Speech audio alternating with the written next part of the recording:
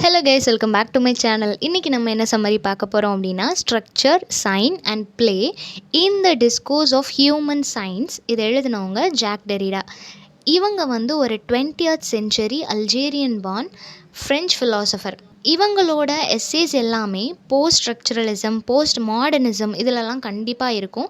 ஏன்னா அந்தளவுக்கு கிளியரான கான்செப்டில் தியரியை ப்ரெசென்ட் பண்ணுவாங்க.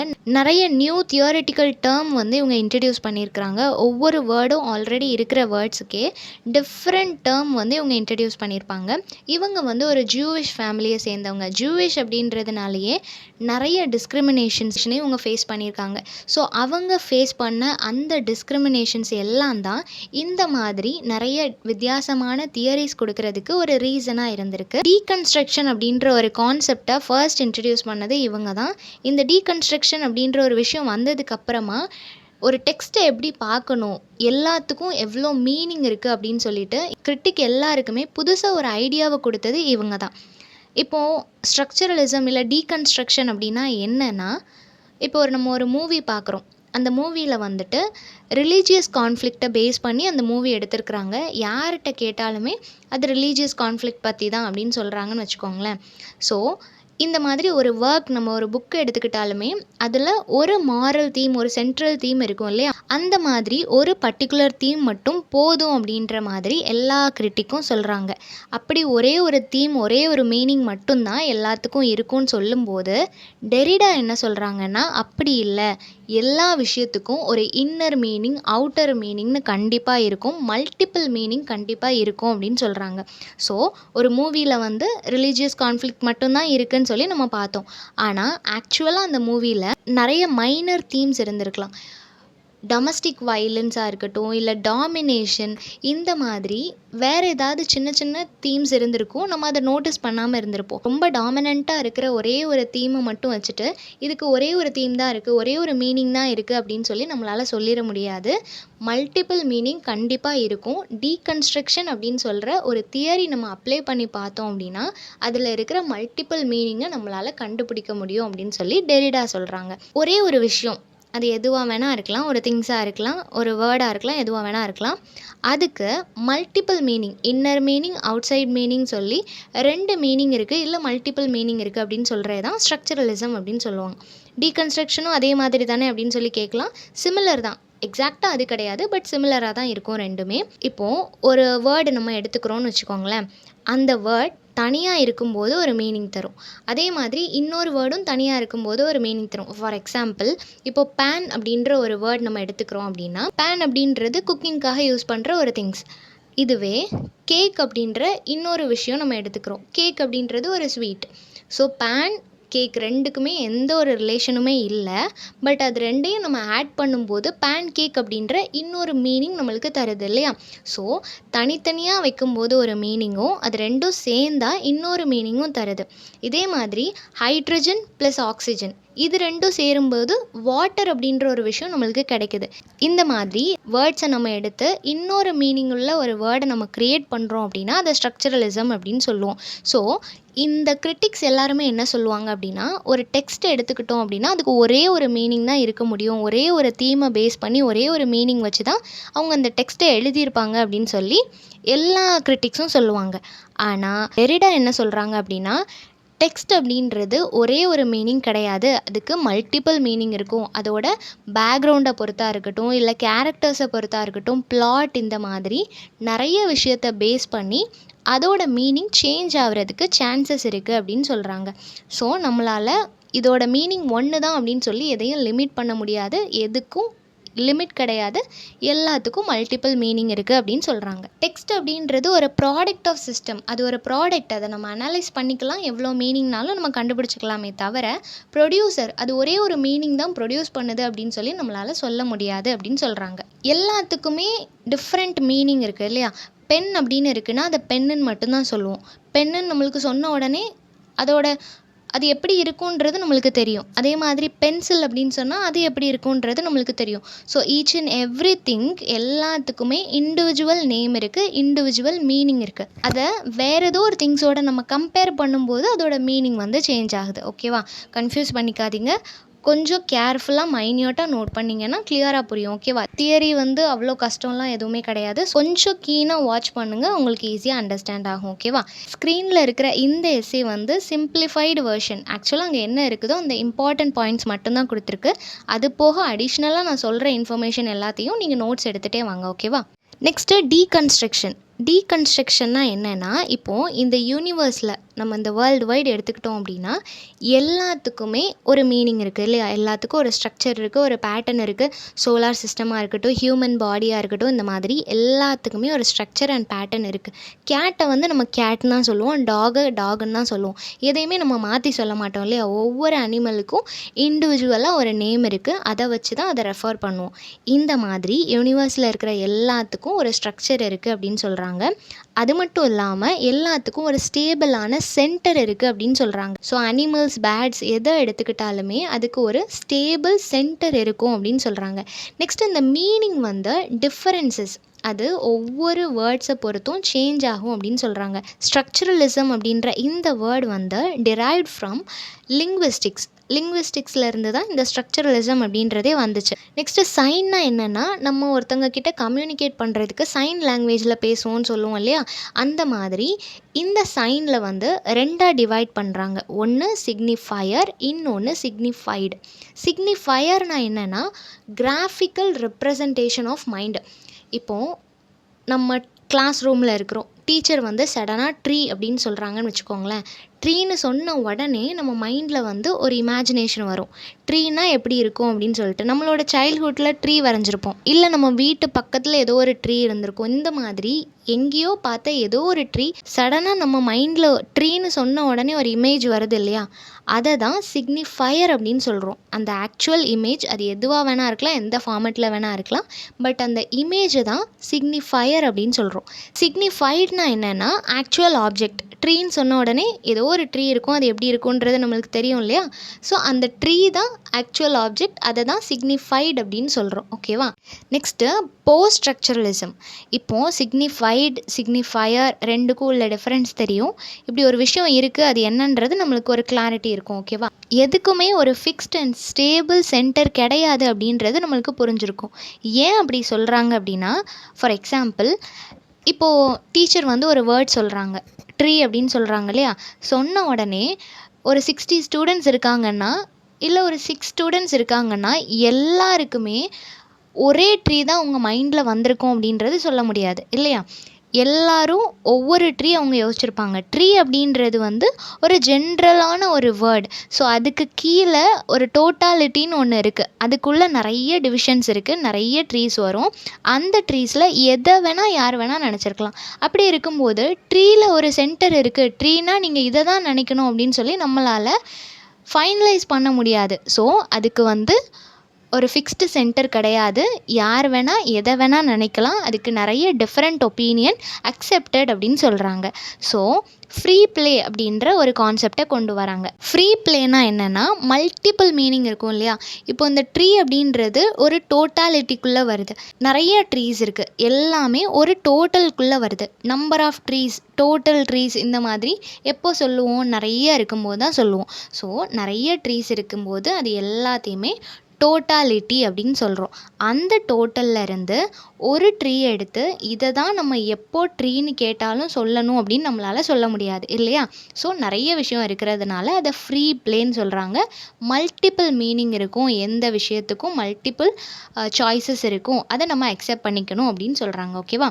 இந்த போஸ்ட் ஸ்ட்ரக்சரலிசம் இருக்கு இல்லையா? இந்த வேர்டு வந்து ஃபிலாசபியிலேருந்து டிரைவ் ஆனது. ஸ்ட்ரக்சரலிசம் வந்து லிங்விஸ்டிக்ஸ்லேருந்து வந்தது, போஸ்ட் ஸ்ட்ரக்சரலிசம் ஃபிலாசபியிலேருந்து வந்தது. ஃபிலாசபின்னு சொன்ன உடனே ஆட்டோமேட்டிக்காக நம்மளுக்கு இந்த ஒரு கான்செப்ட் இன்ட்ரடியூஸ் பண்ண உடனே மல்டிபிள் கொஷின்ஸ் எல்லாருக்குமே வந்துச்சு. எல்லாருமே இதுக்கு அகேன்ஸ்டாக கொஷின் பண்ணாங்க. ஏன் ஒரே ஒரு சென்டர் இருக்காதுன்னு சொல்கிறீங்க? இல்லை இந்த சென்டர்னால் என்ன, எதுக்காக இதை படிக்கிறோம்? இந்த மாதிரி நிறைய மல்டிபிள் கொஷின்ஸ் வந்துச்சு. எல்லாத்துக்குமே ஆன்சர் பண்ணுற விதமாகவும் டெரிடா இதை எழுதியிருப்பாங்க. இந்த பர்டிகுலர் எஸ்ஸே இப்போ ஆல்ரெடி பார்த்தது இந்த போஸ்ட் ஸ்ட்ரக்சரலிசம் இதெல்லாம் என்னன்னு தெரிஞ்சுக்கணும் அப்படின்றதுக்காக ஒரு சின்ன கிளான்ஸ் பார்த்தோம். டெரிடாவோட இந்த எஸ்ஸே வந்து ஆக்சுவலாக இவங்க ஒரு கான்ஃபரன்ஸில் பேசியிருப்பாங்க. ஜான் ஹாப்கின்ஸ் யூனிவர்சிட்டியில் 1966 இந்த எஸ்ஸே வந்து இவங்க ப்ரெசென்ட் பண்ணியிருப்பாங்க. அதை தான் நம்மளுக்கு இங்கே ப்ரிஸ்கிரைப் பண்ணியிருக்கிறாங்க.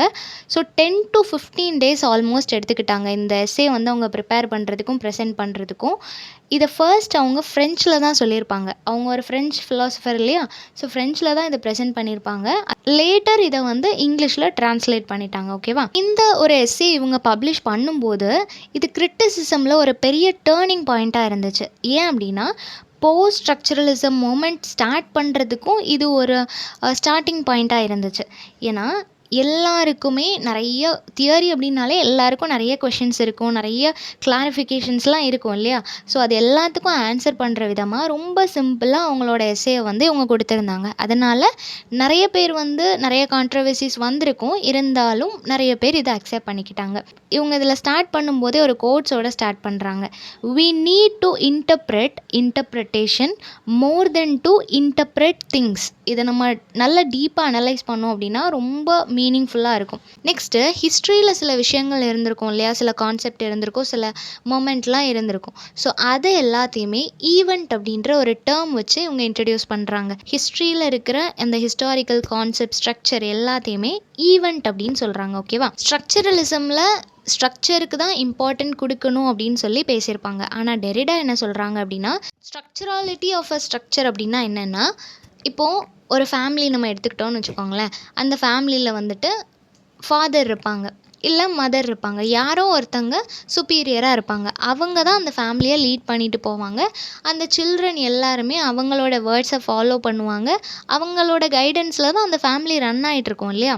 ஸோ ஒரு கைடன்ஸோட ஒரு ஃபேமிலி ரன் ஆகிட்டுருக்கு. ஸோ அங்கே சென்டர் பார்ட்டாக இருக்கிறது அந்த ஃபாதர் இல்லை மதர், ஏதோ ஒரு ஆள் இருப்பாங்க இல்லையா, சென்டராக ஒரு ஆள் இருப்பாங்க. ஸோ அந்த ஃபேமிலி அப்படின்ற ஒரு ஸ்ட்ரக்சர் இருக்குது. அந்த ஃபேமிலியில் எத்தனை பேர் வேணால் இருக்கலாம். பட் ஃபேமிலி அப்படின்னு சொல்லும்போது அதில் 6 மெம்பர்ஸ் இருக்கிறாங்க, ஒரு ரிலேஷன்ஷிப் அதுக்குள்ளே இருக்குது, அதை ஒரு பர்சன் லீட் பண்ணுறாங்க. இந்த மாதிரி எல்லாத்துக்கும் ஒரு ஸ்ட்ரக்சர் அண்ட் பேட்டர்ன் இருக்குது அப்படின்னு சொல்கிறாங்க. நெக்ஸ்ட்டு சென்டர் அப்படின்ற கான்செப்ட்டுக்கு வருவோம். இப்போது ஒரு ஸ்ட்ரக்சர் இருக்குதுன்னு பார்த்தோம் இல்லையா, ஃபேமிலி அப்படின்ற ஒரு ஸ்ட்ரக்சர் இருக்குது, அங்கே ரிலேஷன்ஷிப்லாம் இருக்குது. இந்த சென்டரில் என்ன சொல்கிறாங்க அப்படின்னா, இந்த ஸ்ட்ரக்சர் வந்து அதாவது ஃபேமிலி அப்படின்ற இந்த ஸ்ட்ரக்சர் எப்போவுமே இந்த ஸ்டேபிள் சென்டரால் கண்ட்ரோல் பண்ணப்படுது, லிமிட் பண்ணப்படுது அப்படின்னு சொல்கிறாங்க. இப்போது ஃபாதர் தான் சென்டராக இருக்கிறாங்கன்னு வச்சுக்கோங்களேன். அந்த ஃபாதர் வந்து ஃபேமிலியில் இருக்கிற எல்லாரையுமே கண்ட்ரோல் பண்ணுவாங்க ஏதோ ஒரு விஷயத்துக்காக. அது கண்டிப்பாக நல்ல விஷயத்துக்காக தான் இருக்கும். அப்போது அவங்க ஒரு ரூல்ஸ் அண்ட் ரெகுலேஷன்ஸ் வச்சுருப்பாங்க, இந்த மாதிரி தான் ஃபாலோ பண்ணணும் அப்படின்னு சொல்லுவாங்க இல்லையா. ஸோ அவங்க ஒரு லிமிட் செட் பண்ணுறாங்க. ஸோ ஒரு சென்டர் இருந்துச்சு அப்படின்னா அங்கே லிமிட் வந்து செட் பண்ணுவாங்க. ஆனால் என்ன தான் அவங்க ஒரு லிமிட் செட் பண்ணாலுமே அங்கே ஃப்ரீ ப்ளே இருக்கும் அப்படின்னு சொல்கிறாங்க. ஏன் ஃப்ரீ ப்ளே இருக்கும்னு சொல்கிறாங்கன்னா, ஒரு ஃபேமிலி அப்படின்றது வந்து இப்போது புதுசாக ஒருத்தங்களுக்கு மேரேஜ் ஆகிருக்கு, ஒரு 1 year இல்லை 2 year ஆயிருக்குன்னு வச்சுக்கோங்களேன். அவங்களுக்கு ஒரு ஃபாதர் மதர் ஒரு சைல்டு இருக்கிறாங்கன்னு வச்சுக்கோங்க. இந்த ஃபேமிலி இவ்வளோ தான் 3 மெம்பர்ஸ் தான் அப்படின்னு சொல்லி நம்மளால் லிமிட் பண்ண முடியுமா? மேபி நெக்ஸ்ட் இயர் இன்னொரு பேபி வந்து ஆட் ஆகலாம். ஓகேவா. ஸோ இந்த மாதிரி அது ஒரு ஃப்ரீ ப்ளே தான், ஆட் ஆன் ஆகிக்கிட்டே தான் இருக்கும். அது ஒரு டோட்டாலிட்டியில் இருக்குது. எந்த ஒரு விஷயத்துக்கு குரூப்புக்கோ இல்லை வேறு எதுவாக வேணால் இருக்கலாம், அதுக்கு லிமிட்டேஷன்ஸ் கிடையாது. மல்டிபிள் நம்பரில் இருக்கிறாங்க அப்படின்னா அதை வந்து ஃப்ரீ ப்ளேன்னு சொல்லுவோம். சரியா, கண்டினியூஸாக நம்பர்ஸ் வந்து ஆட் ஆகிட்டே இருக்கும் இல்லையா, ஆட் ஆகும், ரெடியூஸ் ஆகும், இந்த மாதிரியெல்லாம் இருக்கிறது தான் நம்ம ஃப்ரீ ப்ளேன்னு சொல்லுவோம். ஸோ கன்ஃபியூஸ் பண்ணிக்காதீங்க. ஃப்ரீ ப்ளே அப்படின்றது ஆட் ஆகும், ரெடியூஸ் ஆகும், இந்த மாதிரி இருக்கிற ஒரு ஃபங்க்ஷன், ஒரு ஆக்ஷனை தான் நம்ம ஃப்ரீ ப்ளேன்னு சொல்லுவோம். ஃபேமிலிலையும் அதே மாதிரி நம்பர்ஸ் வந்து ஆட் ஆகும், ரெடியூஸ் ஆகும், அதனால அதை ஃப்ரீ ப்ளேன்னு சொல்கிறோம். இந்த மாதிரி ஃப்ரீ ப்ளேயும் அக்செப்டட் அப்படின்னு சொல்கிறாங்க. ஏன்னா ஒரு சென்டர் இருந்துச்சு அப்படின்னா அந்த சென்டர் வந்து எல்லாரையும் கண்ட்ரோல் பண்ணுவாங்க. இதுவே சென்டர் இல்லை அப்படின்னா அந்த இடத்துல கண்டிப்பாக ஒரு கொஹிரன்ஸ் இருக்காது, ஒரு லிமிட் இருக்காது, எதுவுமே இருக்காது. இப்போ ஃபாதர் இல்லை, ஒரு மதர் இல்லை, லீட் பண்ணுறதுக்கு ஒரு ஆள் இல்லை அப்படின்னா மேபி அவங்க ஒரு நல்ல சரௌண்டிங்கில் வளர்கிறாங்க அப்படின்னா அந்த ஃபேமிலி நல்லா வரலாம். இல்லை அப்படின்னா அது கொலாப்ஸ் ஆகிறதுக்கு நிறையவே சான்சஸ் இருக்குது. ஸோ ஒரு ஃபிக்ஸ்டு சென்டர் இருந்து அதை கைட் பண்ணல அப்படின்னா கண்டிப்பாக அதுக்கு லிமிட் இருக்காது அப்படின்னு சொல்கிறாங்க. So without centre no coherence and limit. Next எப்போவுமே சென்டர் வந்து ஒரு ஃபிக்ஸ்டு சென்டர், ஸ்டேபிள் சென்டர் அப்படின்னு சொல்லி நம்மளால் சொல்ல முடியாது. ஏன் அப்படின்னா, இப்போ ஒரு ஃபேமிலி இருக்குது அப்படின்னா அந்த ஃபேமிலியில் அது வரைக்கும் சென்டராக இருந்தது யார்? அந்த ஃபாதர்.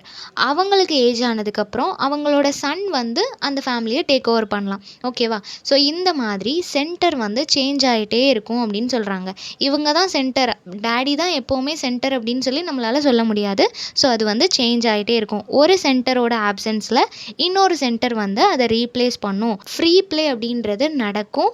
அதே மாதிரி நோ ஃபிக்ஸ்டு சென்டர் அப்படின்றதையும் சொல்கிறாங்க. நெக்ஸ்ட்டு இந்த ஃப்ரீ ப்ளே அப்படின்ற கான்செப்ட் வந்து எப்போ என்டர் ஆகுது அப்படின்னா சென்டர் வரும்போது தான். இந்த சென்டர் தான் இந்த ஃப்ரீ ப்ளேயே அலோவ் பண்ணுது. ஏன்னா இப்போ ஒரு சென்டர் இருக்குது, அவங்களோட ஆப்சன்ஸில் இன்னொரு சென்டர் வராங்க. ஸோ ஆட்டோமேட்டிக்காக என்ன ஆகுதுன்னா டோட்டாலிட்டியில் இன்னும் ஆட் ஆன் ஆகுது. ஃபாதரோட ஜென்ரேஷன் முடிஞ்சதுக்கப்புறம் சன்னோட ஜென்ரேஷன். ஸோ சன்னுக்கு வந்து ஒரு ஃபேமிலி க்ரியேட் ஆகும். ஸோ ஆட்டோமேட்டிக்காக டோட்டாலிட்டியில் இன்னும் மெம்பர்ஸ் வந்து ஆட் ஆன் ஆவாங்க இல்லையா? ஸோ இந்த மாதிரி சென்டர் சேஞ்ச் ஆகும்போது ஃப்ரீ ப்ளேலையும் சேஞ்சஸ் இருக்கும், நிறைய ஆட் ஆன் ஆவாங்க, டோட்டாலிட்டிலையும் சேஞ்சஸ் இருக்கும் அப்படின்னு சொல்லுவாங்க. ஓகேவா? இப்போ ஃபேமிலியில் யார் சென்டர்னு சொல்லி நம்ம பார்த்தோம். இதே மாதிரி ஒரு கிளாஸ் ரூம் அப்படின்னு எடுத்துக்கிட்டோன்னா டீச்சர் வந்து அங்கே சென்டராக இருப்பாங்க இல்லையா? ஸ்டூடெண்ட்ஸ் கிட்ட அதுக்குன்னு அவங்க ஐடியா கேட்க மாட்டாங்க. அந்த சென்டர் தான் அதை கைட் பண்ணுவாங்க. அவங்க சென்டர் பொசிஷனில் இருக்கிறதுனால ஸ்டூடெண்ட்ஸை பேசுகிறதுக்கோ இல்லை அவங்களோட ஐடியாஸ் ஷேர் பண்ணுறதுக்கோ அலோவ் பண்ண மாட்டாங்க. அப்படிலாம் இல்லை, அவங்க ஸ்டூடெண்ட்ஸ் அலோவ் பண்ணுவாங்க, அவங்களோட ஐடியாஸ் எல்லாத்தையுமே கேட்பாங்க. ஸோ ஒரு சென்டராக இருக்கிறவங்க ஃப்ரீ ப்ளேக்கும் அலோவ் பண்ணுவாங்க, அட் த சேம் டைம் அந்த சென்டர் சேஞ்ச் ஆகிறதுக்கும் அலோவ் பண்ணுவாங்க. இப்போ நம்மளுக்கு கிளாஸ் ஸ்டார்ட் ஆகி ஃபர்ஸ்ட் ஹார் இருக்கும்போது ஒரு மேம் இருப்பாங்க. அப்போது அந்த ஹாரில் அந்த மேம் தான் சென்டராக இருக்கிறாங்க. அவங்க வெளியே போனதுக்கப்புறம் நெக்ஸ்ட் ஹார் சென்டர் இருக்குது, பட் அதே மேம் இல்லை, வேறு ஒரு மேம் வருவாங்க இல்லையா? இந்த மாதிரி சென்டரில் சேஞ்சஸ் இருந்துகிட்டே தான் இருக்கும். ஸ்டேபிள் அண்ட் ஃபிக்ஸ்டு சென்டர் அப்படின்ற ஒன்று கிடையாது அப்படின்னு சொல்கிறாங்க. நெக்ஸ்ட்டு இந்த சென்டர் அப்படின்றது டோட்டாலிட்டி இருக்குது இல்லையா? அந்த டோட்டாலிட்டியில் ஒரு பார்ட் தான் அப்படின்னு சொல்கிறாங்க. டோட்டாலிட்டினா நம்ம எதை எடுத்துக்கலாம்? கிளாஸ் ரூம் அப்படின்ற ஒரு டோட்டாலிட்டி எடுத்துக்கிட்டிங்கன்னு வச்சுக்கோங்களேன். அதில் ஸ்டூடெண்ட்ஸும் இருப்பாங்க, ஸ்டாஃபும் இருப்பாங்க. இவங்க எல்லாருமே ஒரு டோட்டாலிட்டி அப்படின்ற ஒரு கணக்கில் வராங்க. இப்போது இந்த ஸ்டாஃப் வந்து ஃபர்ஸ்ட் ஹார் முடிகிற வரைக்கும் அந்த கிளாஸில் தான் இருக்கிறாங்க, அந்த டோட்டாலிட்டியில் தான் அவங்களும் இருக்கிறாங்க, அவங்க தான் சென்டராக இருக்கிறாங்க. ஆனால் அந்த ஹார் முடிஞ்சதும் வேற ஒரு ஸ்டாஃப் வராங்க இல்லையா? அப்போது சென்டர் சேஞ்ச் ஆகுது. அந்த ஸ்டாஃப் இப்போது அந்த டோட்டாலிட்டியோட செகண்ட் ஒரு ஸ்டாஃப் வந்தாங்க இல்லையா? அவங்க இப்போ அந்த டோட்டாலிட்டியோட ஆட் ஆன் ஆகிட்டாங்க. இப்போ சென்டர் சேஞ்ச் ஆகிருக்கு, ஆனால் சென்டர்னு ஒன்று அந்த டோட்டாலிட்டியில் இருக்குது இல்லையா? ஸோ என்ன சொல்கிறாங்க அப்படின்னா டோட்டாலிட்டியில் ஒரு பார்ட்டு தான் சென்டரே தவிர சென்டர் தான் எப்போவுமே இம்பார்ட்டண்ட் அப்படின்னு நம்மளால் சொல்ல முடியாது.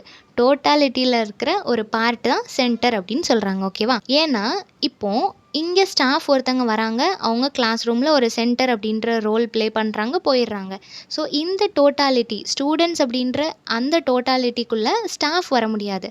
ஆனால் டிபார்ட்மெண்ட் நம்ம போகிறோம், ஸ்டாஃப் எல்லாம் இருக்கிற அந்த ஸ்டாஃப் ரூமுக்கு நம்ம போகிறோம் அப்படின்னா அந்த டோட்டாலிட்டிக்குள்ளே இந்த ஸ்டாஃப் வருவாங்க இல்லையா?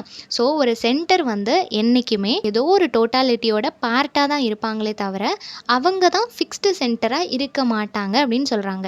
இப்போ இந்த கிளாஸ் ரூமில் ஒரு ஸ்டாஃப் சென்டராக இருக்கிறாங்கன்னா அவங்க டிபார்ட்மெண்ட் போனதுக்கப்புறம் அவங்களும் ஒரு டோட்டாலிட்டிக்குள்ளே ஆட் ஆயிடுவாங்களே தவிர சென்டராக இருக்க மாட்டாங்க. நெக்ஸ்ட் டெரிடா ரப்ச்சர் அப்படின்ற ஒரு டேர்மை வந்து இன்ட்ரடியூஸ் பண்ணுறாங்க. ஈவெண்ட்னு சொல்லியிருந்தாங்க இல்லையா, ஹிஸ்டாரிக்கல் ஈவெண்ட், அதுக்கு பதிலாக ரப்ச்சர் அப்படின்ற ஒரு டேர்மை வந்து இன்ட்ரடியூஸ் பண்ணி வைக்கிறாங்க. டீகன்ஸ்ட்ரக்ஷன் அப்படின்றது வந்து ஆல்ரெடி ஒரு சிஸ்டம் இல்லை ஏதோ ஒரு ஒர்க் இருக்குது அப்படின்னா அதுக்கு ஃபிக்ஸ்டு சென்டர் இருக்கும் அப்படின்னு சொல்லியிருந்திருப்பாங்க. அந்த சென்டர் கிடையாது, நம்ம மல்டிபிள் மீனிங்கை எக்ஸ்பெக்ட் பண்ணுறோம், மல்டிபிள் மீனிங் அதுக்கு இருக்குது. டீகன்ஸ்ட்ரக்ஷன் தியரி அப்ளை பண்ணோம் அப்படின்னா நம்மளால் அந்த மீனிங் எல்லாத்தையும் கண்டுபிடிக்க முடியும் அப்படின்றது தான் இவங்களோட கான்செப்டாக இருக்குது. ஓகேவா? இந்த டீகன்ஸ்ட்ரக்ஷன் அப்படின்றது என்ன பர்பஸ், எதுக்காக இது அப்படின்னா, இப்போது நேச்சுரலாக இல்லாத ஒரு விஷயத்தை பார்த்து இது நேச்சுரல் தான் அப்படின்னு நம்ம சொல்கிறோன்னா எப்படி நம்ம அது சொல்லுவோம்?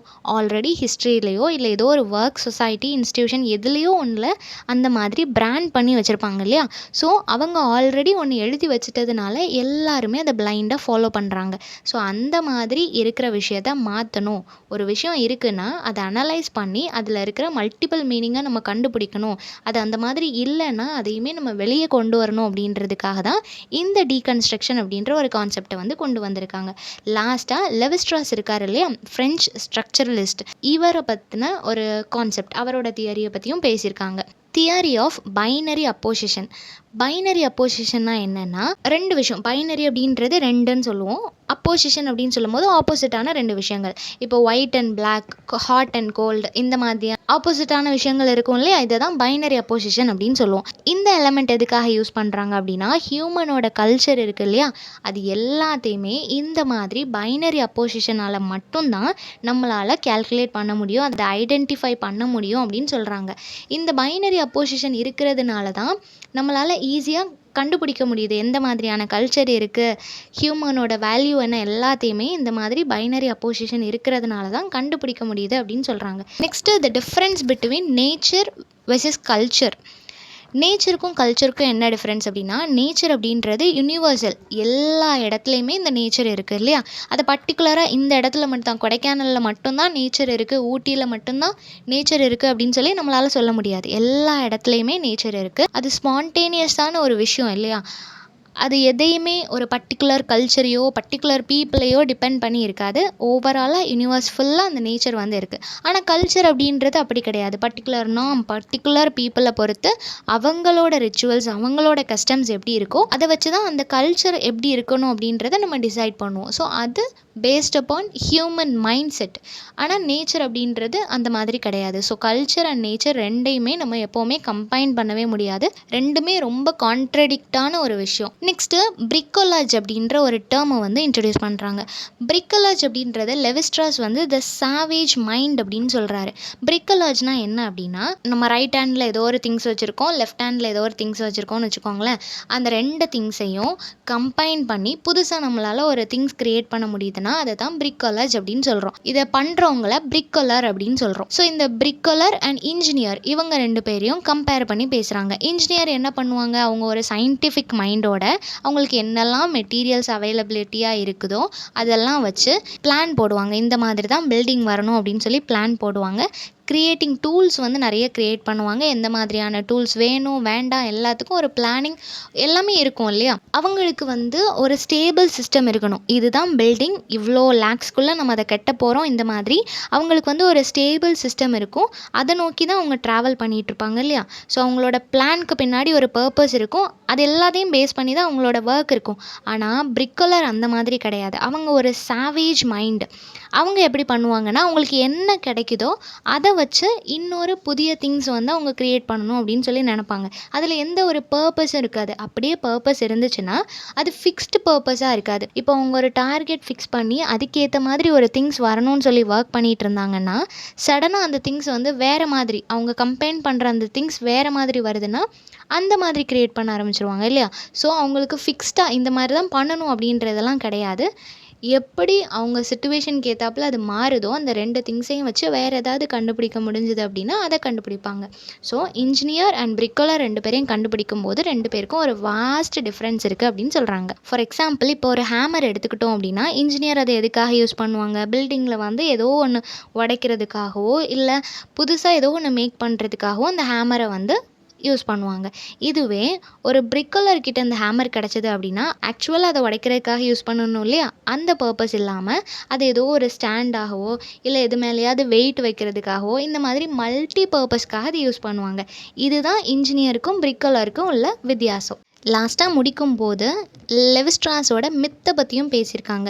மித்னா என்ன, அதுவும் ஃப்ரீ பிளேயில் எந்த அளவுக்கு இருக்குது அப்படின்றத பற்றியும் பேசியிருக்காங்க. ஓவராலாக டெரிடா இதில் என்ன பேச வராங்க அப்படின்னா, எந்த ஒரு திங்ஸுக்கோ இல்லை டெக்ஸ்ட்டுக்கோ எதுக்குமே ஒரு வேல்யூ மீனிங் இருக்குது அப்படின்னு சொல்லி நம்மளால் சொல்ல முடியாது. எல்லாத்துக்குமே மல்டிபிள் மீனிங் இருக்கும்.